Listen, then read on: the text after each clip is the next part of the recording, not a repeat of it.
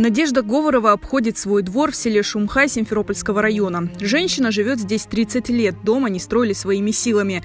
Но вскоре она может остаться без жилья. Его снесут, как и десятки домов в селе ради строительства нового участка трассы.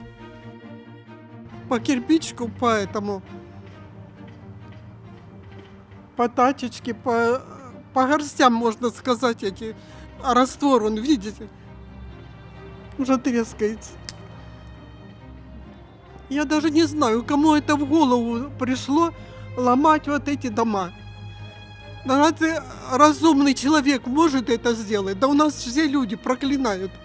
В таком же ужасе и многие другие жители Шумхай, которые останутся без своих домов.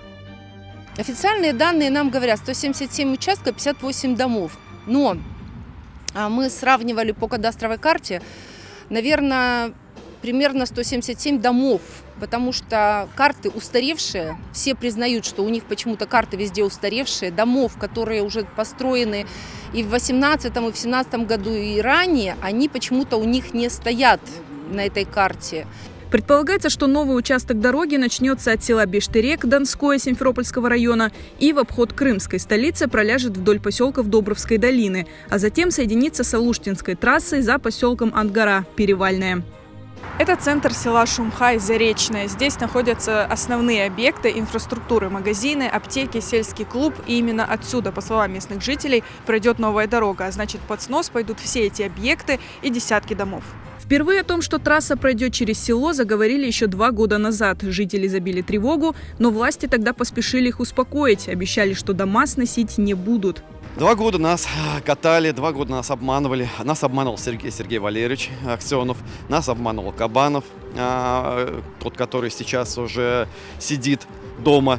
Нас обманывал Литвиненко, председатель нашего поселения, который нам сказал, что если вдруг дорога пойдет по первому варианту, то он напишет заявление, он не сможет работать дальше. Почему были проведены 09 ноября 2020 года публичные слушания?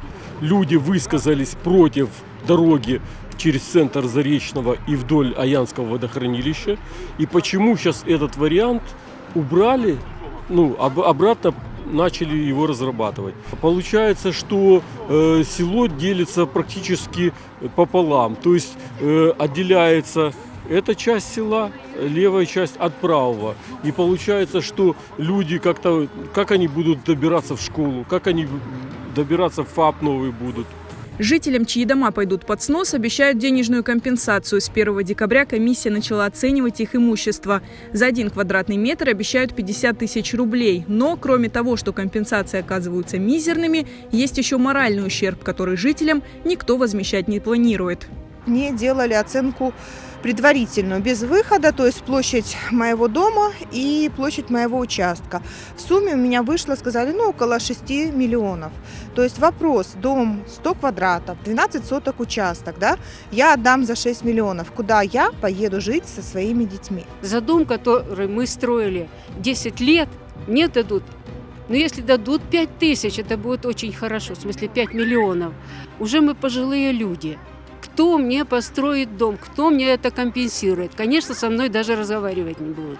Мы здесь сдружились с людьми, работали над тем, чтобы наше село было дружное, чтобы можно было здесь развивать инфраструктуру, сделать парк.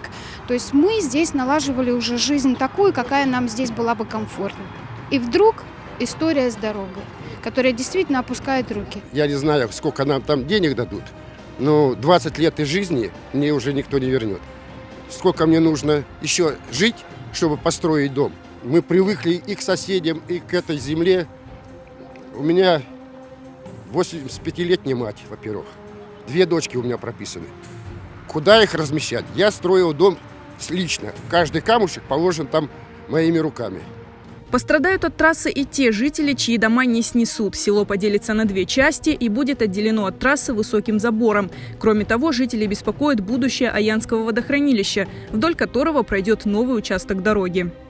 Я не попадаю под снос, но моя семья остается жить менее в 100 метрах от данного обхода. Ну, вообще полный бред в третьем поясе от Аянского водохранилища проводить такую высокоскоростную трассу, когда оно является питьевым, и нужно было бы наоборот провести все мероприятия по его охране. А мы с мужем всего год назад приобрели здесь недвижимость, купили дом в ипотеку на 25 лет.